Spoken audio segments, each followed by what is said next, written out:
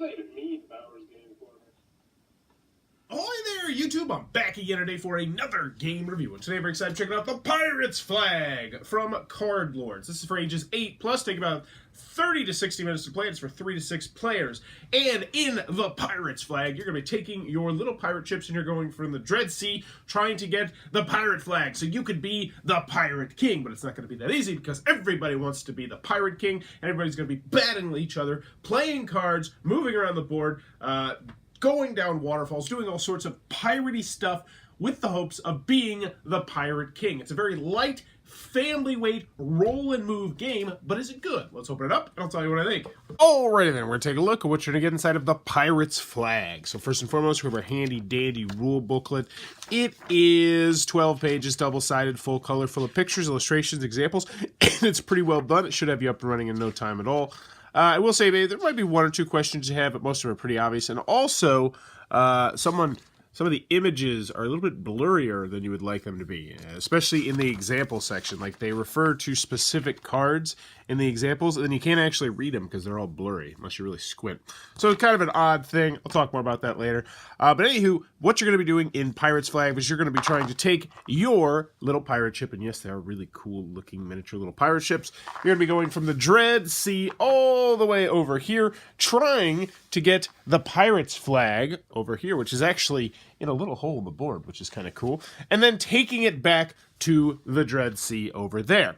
If you can do that, you will win the game. However, there's only one pirate flag, and everyone is going to be bam, bam, bam, bam, bam, fighting each other, trying to get the pirate flag, and then trying to get it back. Along the way, the key to doing that is rolling the dice well, and also playing your cards well. You're going to have this deck of pirate cards that are going to allow you to do a variety of different things. And much like Battle Goats, a game that I really enjoyed from the same company, all these cards are different. Every single one of these cards do slightly different things. Now, it might be something like the huge magnet, which pulls 3, the mini magnet pulls 1, and the medium magnet pulls 2, but most of them are going to do different things, pulling people towards you, pushing people away, allowing you to take another turn, letting you gamble on stuff, letting you steal things, doing pirate stuff, all sorts of stuff like that. So there's a whole bunch of these cards. There's probably like 52 maybe, looks like about a 52 card deck, that will do different things. Also along the way, there's going to be these little docks here. They're not called docks, I don't remember what they're called. But if you go by them, then you get to draw one of the cards. You can have 5 cards in your hand at all times, unless, of course, you have the pirate flag, which then you get 6. Last special spot I want to talk about on the board before we get started with how the game works is the docks over here. And this is just going to allow you to trade 1 card for 2 cards. So you get rid of one of your cards, you draw 2 cards, simple as that. Let's keep going on with the components though. Next over here, each player is going to get to choose one of the captains. And these are like fancy, like sort of raised cards. Like you can feel her hair, like you can feel her hair raised up, and you feel her leg raised up. You can't really tell on camera, but it's kind of cool. They're nicer than the other cards. And on this, it's going to have once per game. So special abilities you can do once per game. Double your next roll, choose a player, the next dice roll is automatically a 1, take a card from the discard pile, take another turn after this one. So you're going to get these cards, and you use them once per game. Once you do, they're done. So everyone's going to have their own unique once per game special ability. Also get these. These will help you remember what color ship you are, which is really nice. And on the back, it will give you a little bit of a little player aid sheet for when you can, or how you can use the cards. So the cards will have symbols on them. So this is quick fingers, which means does not count as your 1 card per turn, even though it does say that at the bottom as well. But still, it's nice they threw that in there instead of just making this an orange card to help you remember your orange ship. So you're going to choose your ship. They're going to start off the side of the board like this. And what you're going to do on your turn, it's really quite simple. You're going to roll the dice, and you're going to move that many number of spaces. Yes, it is a roll and move game. But there are some quirks. So 1, 2, 3, 4. I have my first decision of the game. Do I want to go down the waterfall, which will actually get me closer to the flag, but it will make it so I do not go to these docks up here. 5, 6, 7, 8, 9. 5, 6, 7, 8, 9. You know what? I will. I'm going to go 5, 6, 7, 8, 9. So these are the waterfalls. They will allow you to go from, take shortcuts, but at the cost generally of you're not going to be able to go to the docks up here, which will allow you to trade out cards. Also, you cannot go up the waterfalls because that's not how waterfalls work. needless to say, even though some kid in my class did try to rules lawyer me and say, well, you can climb up a waterfall if you have climbing stuff, which actually would be a pretty cool card, by the way. But yeah, you can't go up the waterfalls. Also along the way, there are some other -1s and +1s. So -1s will normally be like sharks and seaweed and giant octopus and stuff like that. If you land on that spot, if you physically end your turn on that spot, then you go back 1. Whereas the +1s will kind of shoot you forward a little bit, and they're all over here. So if you finish your turn on there, poop, you'll pop forward 1. So since I did pass this yellow line right here, I do get to draw 1 card. So let's see what it says. Helping hand, choose any player. Both get any 2 players. Both get +2 to their next roll. Now this is where I want to talk about the cards, because I really like how they did the cards in this game. Spoiler alert, because you can play cards on anyone's turn. Now there is a 1 card limit per turn that you're allowed to play, but it's not per round, it's per turn. So if you had like a card like this and another card that would let you go faster, and say you had 3 cards that are going to let you go faster, you could play 2 on other people's turns and then the card on your own turn, so you might be flying across the board if you were able to do that, but at the cost of the cards, because as you saw, going past these yellow spots is the only way to get cards, with the exception of some cards in here in the deck. You don't start with any cards in the game. So, you know what? Yeah, I'm going to hold on to this card, because right now it's really not going to help me, because getting the flag first is not the greatest, because you're going to get just absolutely the snot beat out of you. But still, let's see. So the red player is going to go next. They roll the dice. And right now we're rolling 2 dice. 1, 2, 3, 4, 5, 6. They'll go like that. And then I would go. So let's see. 11. So I'll take the shortcut. 1, 2, 3, 4, 5, 6, 7, 8, 9, 10, 11. Wow, I passed 1, 2 of the yellow things. Boom, boom, boom, boom, boom. So I get 2 cards. And also, I take the pirate flag, and I will actually physically, yeah, there's a little hole, insert it into my pirate ship. I know, pretty cool. Why did I pick yellow? I hate yellows. Forget that. We're going to be orange.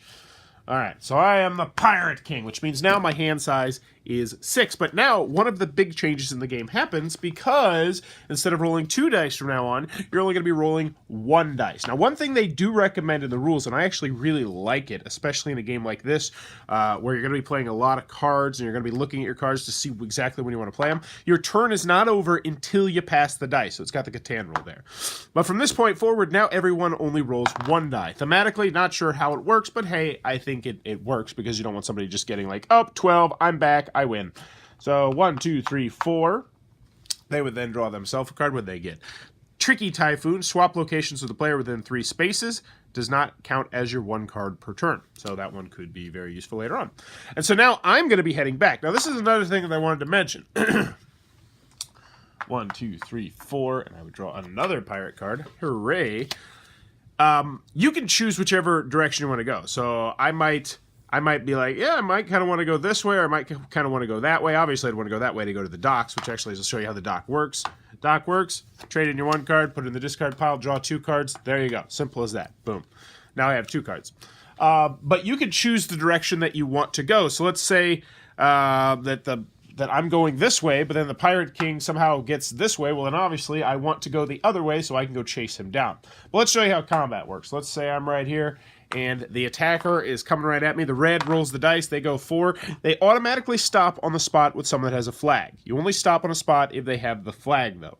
Also, you have to land on the docks to use them, but you can choose to stop on the docks to use them. Everything else, going past the yellow lines, you just go right by. But the docks you actually physically stop on.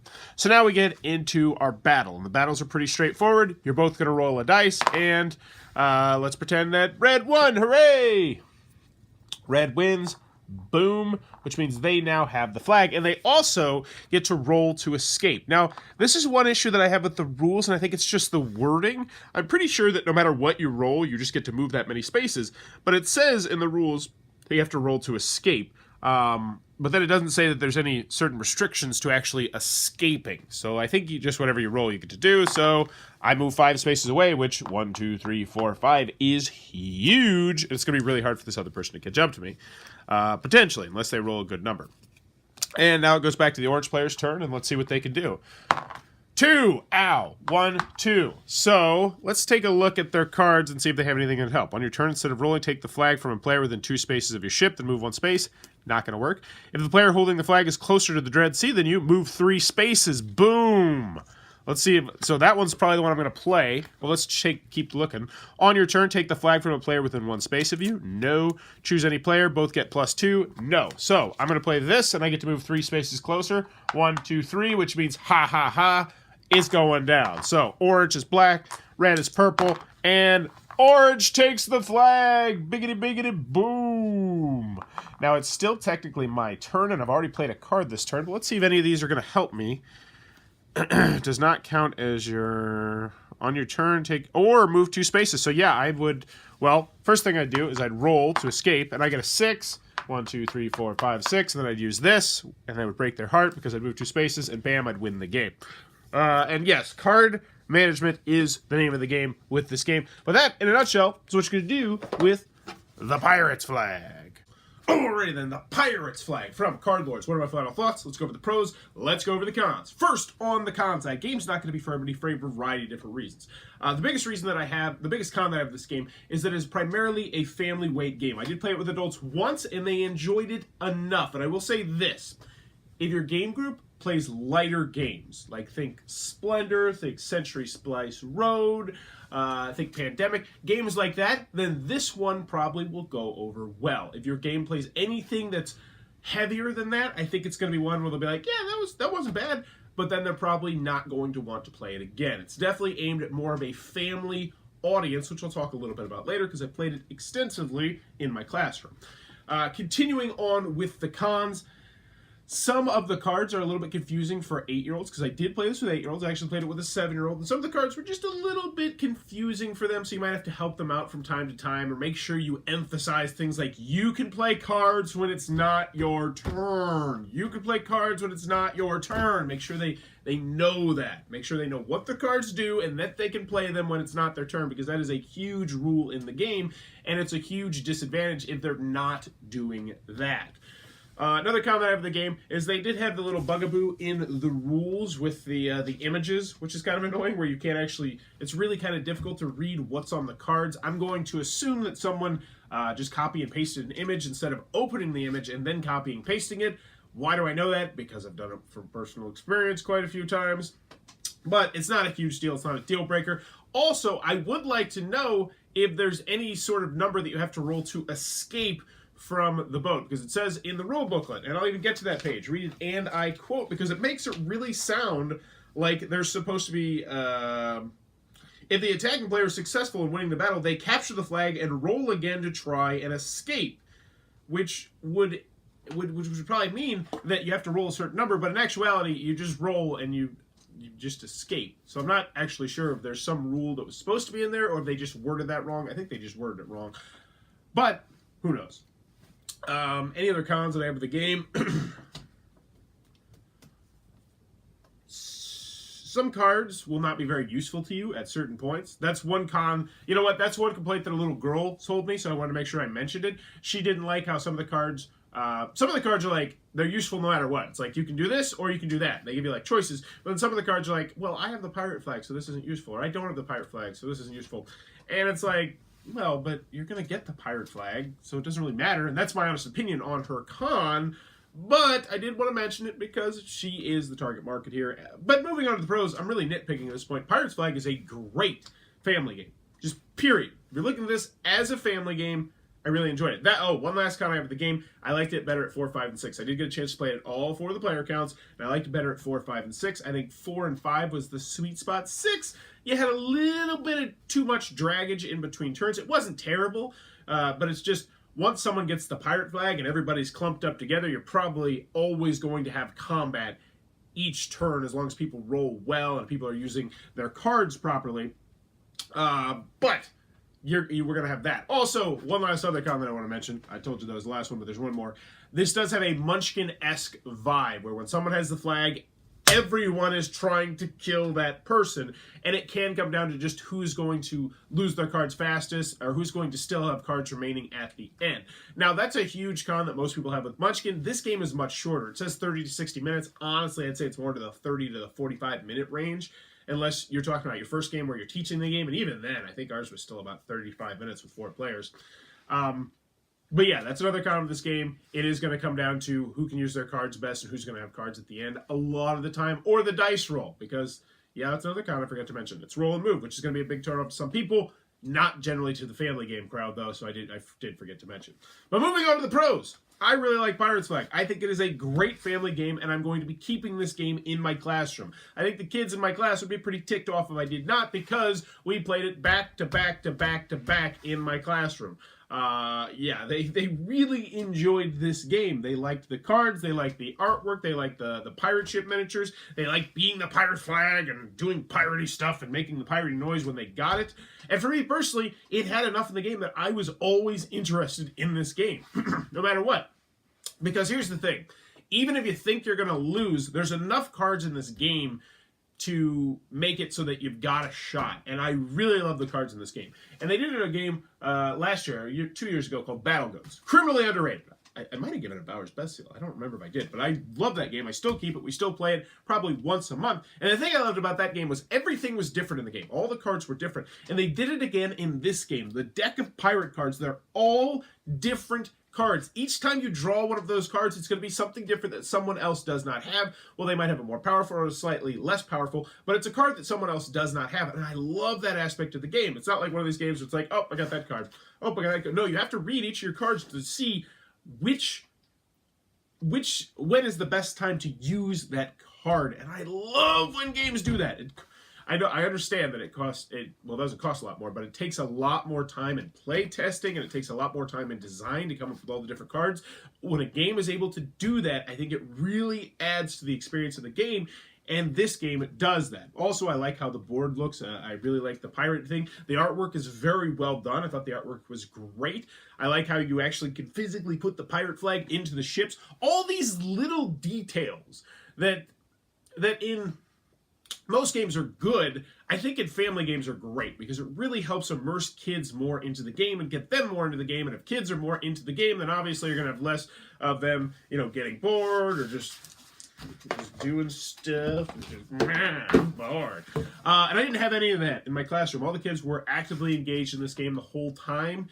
And even when it looked like when people had big leads, we were able to kind of piecemeal together enough of our cards that we were able to catch back up to that person, and I did like that. So yeah, in the end, Pirate Flags, I think it's a great family game. I liked it best at 4, 5, and 6, but it was not bad at 3 players.